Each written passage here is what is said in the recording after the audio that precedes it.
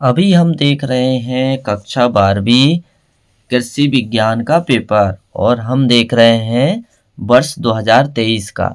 तो इससे पहले हमने एक वीडियो में देखे ऑब्जेक्टिव प्रश्न, सत्य असत्य, सही जोड़ी, रिक्त स्थान और एक शब्द में उत्तर, और हमने कुछ प्रश्न भी देखे। और आज के इस वीडियो में हम बचे हुए प्रश्नों को सॉल्व करने वाले हैं। तो नमस्कार दोस्तों, मैं सचिन राय और मेरे YouTube channel PAT with Sachin में फिर से आपका स्वागत है। कि जैसा जैसा कि हम कृषि विज्ञान में हमने बहुत सारे प्रश्नों को हल किए, इसके आगे भी और बहुत सारे मैंने वीडियो बनाए कृषि विज्ञान सब्जेक्ट के ऊपर कक्षा 12वीं की। और यदि आपको और बहुत सारी जानकारी यदि चाहिए ऑब्जेक्टिव प्रश्न के बारे में और क्वेश्चन आंसर के बारे में, तो आप मेरे पिछले वीडियो मेरे चैनल में देख सकते हो। वहाँ पर प्लेलिस्ट है, वहाँ से जाकर आप सारे वीडियो को देख सकते हैं। और यदि मेरा वीडियो आपको पसंद आता है तो आप सब्सक्राइब करना ना भूलें। तो चलिए अब स्टार्ट करते हैं। जो हमारे प्रश्न बचे हुए हैं उनको हल करने के लिए। तो बाकी के 7 प्रश्न तक हमने हल कर लिए थे और हम अब देखने वाले हैं 8वां प्रश्न। 8वां प्रश्न में क्या पूछा है कि घरों में विद्युत धारा की आपूर्ति में प्रयुक्त समान विद्युत युक्तियां लिखिए। तो विद्युत युक्तियों के नाम हमें लिखना है जो घरों में उपयोग होती है। तो विद्युत युक्तियां कौन कौन सी होती है जो घरों में फिटिंग के लिए उपयोग होती है? वो होती है संयोजक तार, जिसे हम वायर कहते हैं, स्विच एवं विद्युत फ्यूज आदि। एक ऐसी हैं, ये समान युक्तियां हैं जो घरों में विद्युत में उपयोग होती है। अब फिर अथवा में क्या पूछा है? विद्युत धारा का प्रभाव लिखिए। क्या पूछा है? विद्युत धारा का प्रभाव लिखिए। तो ऐसे तो विद्युत धारा के 3 प्रभाव होते हैं। तो पहला प्रभाव क्या होता है? विद्युत धारा का ऊष्मीय प्रभाव। पहला प्रभाव क्या होता है? विद्युत धारा का ऊष्मीय प्रभाव। दूसरा क्या होता है? विद्युत धारा का चुंबकीय प्रभाव। विद्युत धारा का चुंबकीय प्रभाव। तीसरा क्या होता है? विद्युत धारा का रासायनिक प्रभाव। तो ये 3 प्रभाव होते हैं विद्युत धारा के। अब हम अगला प्रश्न देखते हैं। क्या पूछा हमसे कि विद्युत बल रेखाएं के गुण लिखिए। किसके गुण लिखना है? विद्युत बल रेखाएं के गुण लिखिए।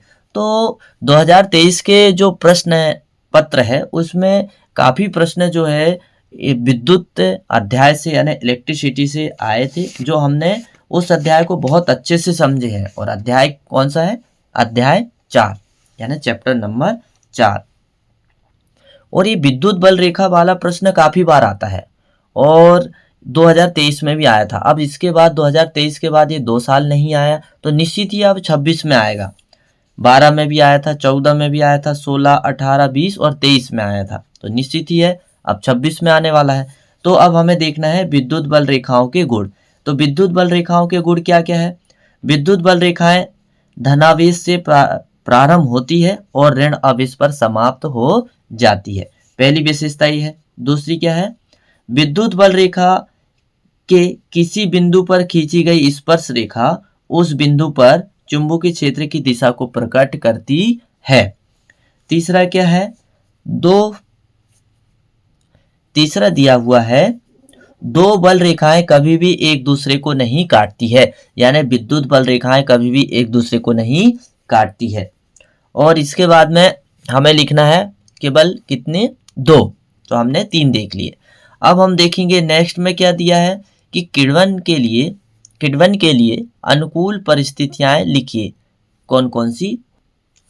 तो किण्वन को फर्मेंटेशन भी कहते हैं। अब ये फर्मेंटेशन का उपयोग कई स्थान पर होता है, जैसे खाद्य पदार्थ को बनाने में, अचार बनाने में, बियर वाइन बनाने में, एल्कोहल बनाने में, बहुत सारे पदार्थों में इस क्रिया का उपयोग होता है। यदि यह क्रिया नहीं होगी तो बहुत सारे खाद्य पदार्थ या बहुत सारे रसायन को तैयार करना संभव नहीं होता है और यह क्रिया सूक्ष्म जीवाणु के द्वारा होती है। तो चलिए समझते हैं इसके लिए क्या अनुकूल परिस्थितियां होनी चाहिए।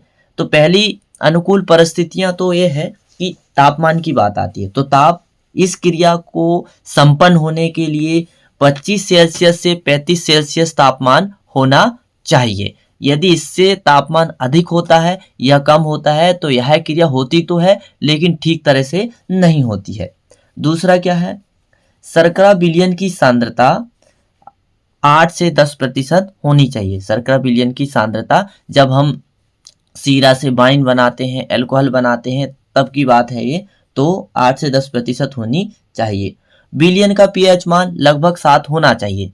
जिस स्थान पर या जिस रसायन में क्रिया करवाई जा रही है वहां पर विलयन का पीएच मान 7 होना चाहिए, यानी उदासीन होना चाहिए। फिर इसके बाद में जिस चैम्बर में यह क्रिया हो रही है वहां पर पर्याप्त वायु उपस्थित होना चाहिए। ऐसे हमने ये इसकी 4 विशेषता देखे। अब हम देखेंगे कृषि में इसका क्या महत्व है। तो यदि हम महत्व देखें तो इसके बहुत सारे महत्व है, तो लेकिन हम 2 महत्व पढ़ेंगे, 2 ही हमसे पूछा गया है। शीरे तथा स्टार्च से एथिल अल्कोहल बनाने में इसका उपयोग होता है। दूसरा, फलों के रस से अल्कोहलिक पेय बनाने में इसका उपयोग होता है। अब हम देखेंगे प्रोटीन का दैहिक एवं जैविक महत्व लिखिए। ये प्रश्न काफी बार पूछा गया था और अब हम देखेंगे ये 11वां प्रश्न। तो अब हम प्रोटीन के बारे में देखने वाले हैं। तो प्रोटीन का दैहिक महत्व और जैविक महत्व समझने वाले हैं। तो सबसे पहले हम जैविक महत्व देखेंगे। तो जैविक महत्व क्या है, यानी कि जीवों के लिए प्रोटीन किस प्रकार महत्वपूर्ण है। अंडे, दूध तथा दाल की प्रोटीन भोजन के रूप में उपयोग की जाती है। ये है जैविक। दैहिक महत्व क्या है शरीर के लिए, प्रकृति में पाए जाने वाले ऊन, रेशम के रेशों से वस्त्र बुने जाते हैं और ये जो रेशा है, ये जो बनता है फसलों में, ये प्रोटीन का बना होता है। अब इसके बाद में जैविक महत्व देखेंगे। मधुमेह के रोगियों को, यानी जिनको डायबिटीज है, टीबी है, इंसुलिन नामक प्रोटीन का इंजेक्शन लगाया जाता है और इसी से ही डायबिटीज कंट्रोल होती है। अब दैहिक महत्व में क्या दिया है, जिलेटिन नामक प्रोटीन का उपयोग कैप्सूल तथा फोटोग्राफिक फिल्म बनाने में किया जाता है। ये है दैहिक महत्व। अब क्या दिया हुआ है अथवा में, वो लिपिड्स का दैनिक जीवन में महत्व लिखिए। लिपिड्स का दैनिक जीवन में महत्व, ऐसे तो आप जानते ही हो कि जैसे वसा होता है, सेम लिपिड्स भी उसी का दूसरा रूप होता है। तो लिपिड्स का क्या कार्य या क्या महत्व हो सकता है, तो ये शरीर में ऊर्जा प्रदान करता है। लिपिड्स जो है शरीर में ऊर्जा प्रदान करता है। और फिर इसके बाद में ये कोमल अंगों, लिपिड्स जो है कोमल अंगों को, हृदय, फेफड़े, गुर्दे आदि की रक्षा भी करता है। और इसके बाद में इतना ही नहीं, नंबर 3 में यदि हम देखें तो लिपिड्स जो है शरीर के ताप को नियंत्रित करता है या एक सा बनाए रखता है। ऐसा बहुत सारा कार्य हमारे शरीर में या जंतुओं के शरीर में ये लिपिड्स करता है। अब हम देखेंगे पादप प्रजनन के उद्देश्य, कि पादप प्रजनन के उद्देश्य क्या है। तो हम देखने वाले हैं प्रश्न क्रमांक 12 में क्या दिया है, पादप प्रजनन के उद्देश्य लिखिए कि पादप प्रजनन के उद्देश्य क्या है। Right the objective of plant breeding. तो ऐसे तो पादप प्रजनन आप बहुत अच्छे से समझते हैं कि पादप प्रजनन 2 किस्मों के बीच में क्रॉस कराकर एक नए जाति को तैयार करना, ये पादप प्रजनन के अंतर्गत आता है। ऐसा क्यों किया जाता है, ऐसा इसलिए किया जाता है कि निम्न गुणों वाली जाति को मिलाकर उच्च गुणों वाली जाति को बनाना, ताकि उत्पादन बढ़े और आर्थिक स्तर में सुधार हो। तो इसी सब के हमें क्या देखना, उद्देश्य देखना है। तो पादप प्रजनन का क्या उद्देश्य हो सकता है, तो पादप प्रजनन का उद्देश्य ये हो सकता है कि अधिक उपज देने वाली पादप किस्मों का निर्माण करना। पहला उद्देश्य क्या है, अधिक उपज देने वाली पादप किस्मों का निर्माण करना। दूसरी क्या है कि शीघ्र पकने वाली जाति का विकास करना, पादपों की शीघ्र पकने वाली जाति का विकास करना।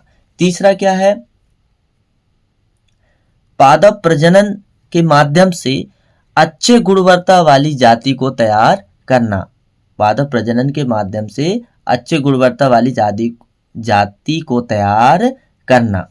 फिर इसके बाद पादप प्रजनन से रोग प्रतिरोधी किस्मों का विकास करना, जिससे पादपों या फसलों को रोगों से बचाया जा सके। ऐसे बहुत सारे जो है इसके उद्देश्य है। यदि हम इसको यदि लॉन्ग यदि क्वेश्चन रहता तो हम कई 50 इसमें ऑब्जेक्ट लिख सकते हैं। तो चलिए, हमने अभी देखे पादप प्रजनन के उद्देश्य, अब हम देखेंगे पादप प्रजनन का महत्व। तो पादप प्रजनन का उद्देश्य के बाद में हम देखेंगे पादप प्रजनन का महत्व। तो पादप प्रजनन का क्या महत्व है? देखो, पादप प्रजनन का उद्देश्य और पादप प्रजनन का महत्व लगभग सेम ही होता है, इसमें कोई ज़्यादा डिफरेंट नहीं होता है, लेकिन फिर भी एक बार हम समझ लेते हैं। तो देखिए, वही चीज़ को इन्होंने शॉर्ट लाइन में समझाया गया। कैसे? कि शीघ्र पकने वाली किस्मों का आविष्कार किया जाता है, रोग तथा कीट प्रतिरोधी पादप जातियों का आविष्कार किया जाता है, ऐसे पौधों का आविष्कार किया जाता है जिसमें कम खाद कम पानी की आवश्यकता होती है, यानी कि खर्चा कम लगता है। तो ये 3 पॉइंट हमने अभी समझे। अब इसके बाद में हम अगला प्रश्न देखने वाले हैं। अभी हमने पादप प्रजनन का महत्व समझे, अब हम देखने वाले हैं प्रश्न नंबर 18। और प्रश्न नंबर 18 में क्या पूछा है? बहुलक के गुण लिखिए, right the merits of mode. तो बहुलक के गुण हमको देखना है। तो बहुलक के गुण बहुत छोटे छोटे होते हैं। वो क्या होते हैं? इसकी गणना आसान होती है। गुण कितने लिखना है? 4 लिखना है। अब 4 नंबर का प्रश्न है, तो गुण क्या कितने लिखना? 4।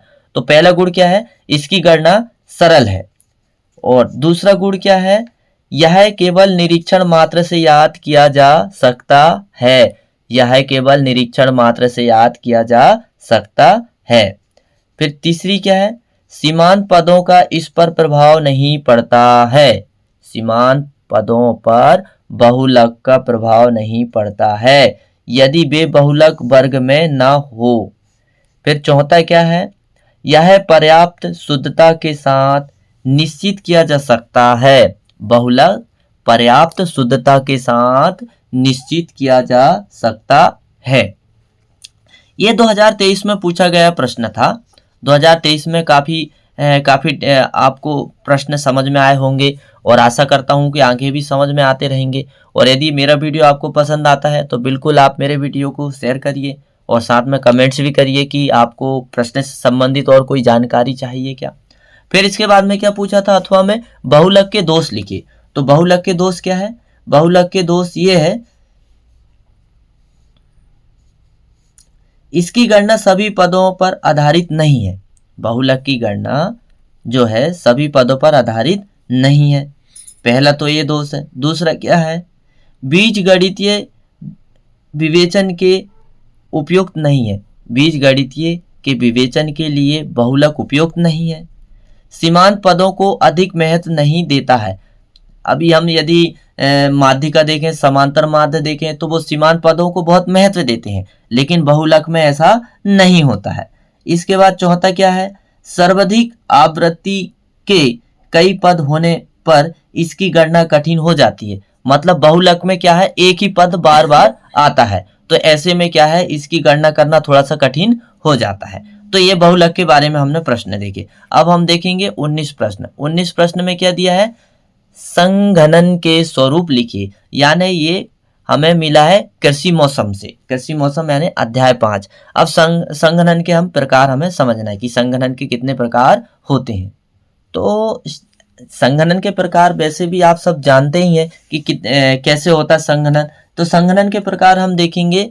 यहाँ पर 5 हमसे पूछा है तो हम 5 समझ लेते हैं। पहले तो संघनन का प्रकार ओस है, फिर इसके बाद में ओसांक है, फिर पाला है, फिर ओला है और फिर हिमपात है। ये संघनन के क्या है? प्रकार हैं। तो यदि हम देखें ओस के बारे में, तो ओस क्या होती है थोड़ा समझ लेते हैं। वायुमंडल में उपस्थित वह वाष्प जो रात में ताप कम होने से हवा द्वारा संतृप्त हो जाती है, जिससे जल वाष्प का कुछ भाग बूंदों के रूप में परिवर्तन हो जाता है, और वो क्या कहलाता है? ओस कहलाता है।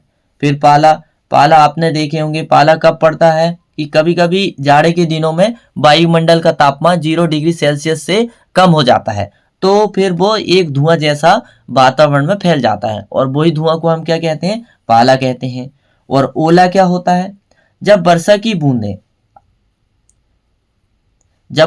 बूंदें आकाश में ही बहुत अधिक ठंडी हो जाती है, और बहुत अधिक ठंडी होने से क्या होता है कि वो बूंदों में न गिर के वो बर्फ के टुकड़ों के रूप में गिरती है। और उनका आकार यदि हम देखें तो 5 से लेकर 50 मिलीमीटर तक का होता है। तो ऐसी वर्षा को हम ओला ओला कहते हैं। क्या कहते हैं? ओला कहते हैं।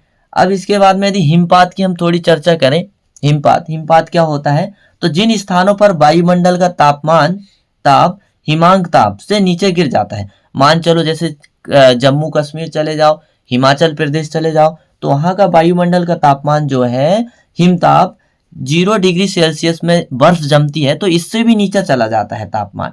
तो नीचे चले जाने के कारण क्या रहता है? वायुमंडल की वायु जल वाष्प से संतृप्त नहीं हो पाती है, तो वहां पर वह जल वाष्प छोटे छोटे कणों के आकार में जमकर जमीन पर गिरने लगती है, और ऐसी स्थिति को क्या कहा जाता है? हिमपात कहा जाता है। तो अब हम देखेंगे अगला अथवा में क्या दिया है, भारत में वर्षा की कोई 5 विशेषताएं। क्या दिया है? भारत में वर्षा की कोई 5 विशेषताएं। अब देखेंगे भारत में वर्षा की कोई 5 विशेषताएं लिखिए। भारत में वर्षा की कोई 5 विशेषताएं लिखिए। और ये प्रश्न काफी बार आता है। देखो कैसे पूछता है कि भारत में मानसूनी वर्षा की कोई 5 विशेषताएं लिखिए, ऐसा पूछ सकता है। भारतीय वर्षा की विशेषताएं लिखिए, फिर भारत में वर्षा की विशेषताएं लिखिए। तो हमें ये प्रश्न बहुत इंपॉर्टेंट हो जाता है, तो हमें पूरा ये ठीक से समझना है। तो पहली विशेषता क्या है? भारत में वर्षा की मात्रा अनिश्चित रहती है, यानी कुछ स्थान पर वर्षा ज्यादा हो जाती है, कुछ स्थान पर वर्षा कम हो जाती है। औसत से अधिक वर्षा होने पर बाढ़ आ जाती है, और तथा कभी कभी इतनी कम वर्षा होती कि सूखा पड़ जाता है।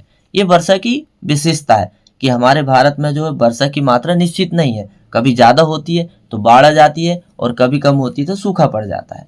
फिर क्या है दूसरी विशेषता? हम क्या लिख सकते हैं कि वर्षा ऋतु में कभी कभी लंबे समय तक पानी नहीं बरसता है, अतः फसलों को बचाने के लिए सिंचाई करना पड़ता है। और कभी कभी पानी जब गिरना चालू होता है तो पानी इतना गिरता है कि फसल पानी से खराब होने लगती है। तो ये भी एक क्या है? बहुत इंपॉर्टेंट विशेषता है।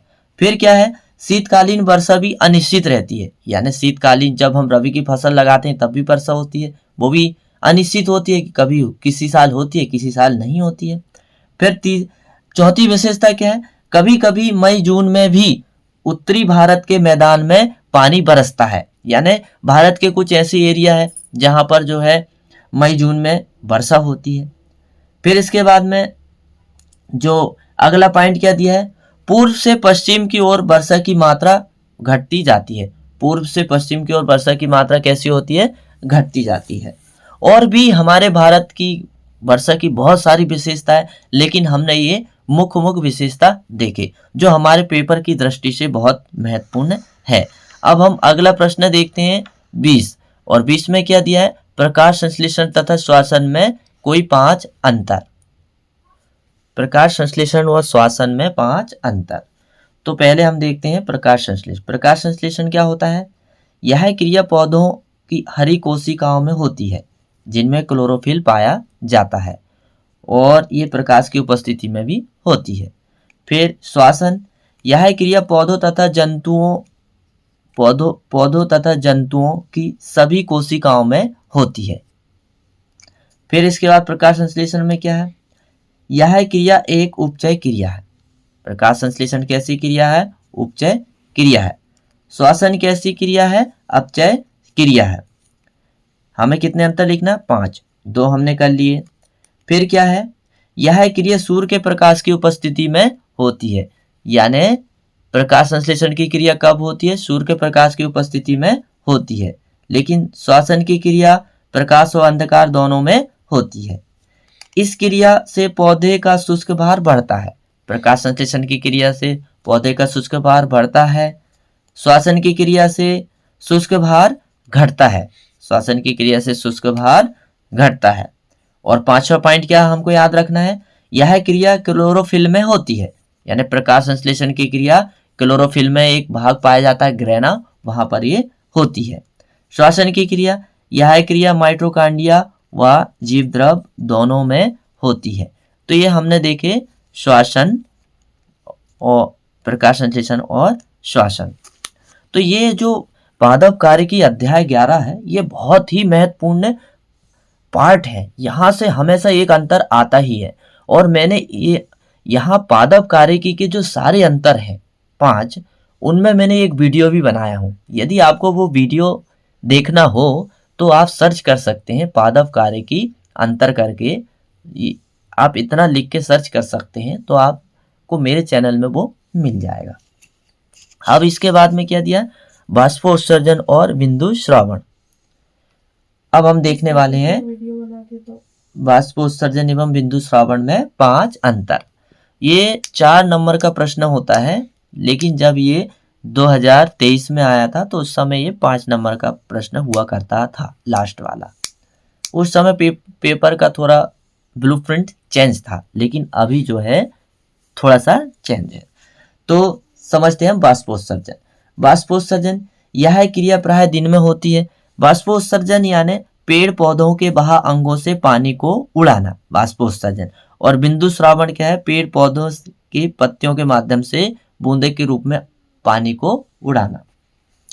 बिंदु श्रावण यह रात्रि में या प्रातः काल के समय होने वाली एक क्रिया है। अब बाष्पोत्सर्जन यह क्रिया स्टोमेटा, उपत्वचा एवं वातरंध्रों द्वारा होती है। यह क्रिया जलरंध्रों द्वारा होती है। इसमें जल वाष्प के रूप में बाहर निकल जाता है और इस क्रिया में जल बूंदों के रूप में बाहर निकलता है। चौथा पॉइंट क्या है, इस क्रिया में उत्सर्जित जल शुद्ध होता है। बाष्पोत्सर्जन में जो उत्सर्जित जल होता है वो होता है शुद्ध, लेकिन इस क्रिया में जल शुद्ध नहीं होता है। और बाष्पोत्सर्जन कैसी है, यह नियमित घटक है और यह क्रिया विशेष परिस्थिति में होती है। यानी बिंदु श्रावण हम देखें तो यह क्रिया विशेष परिस्थिति में होती है।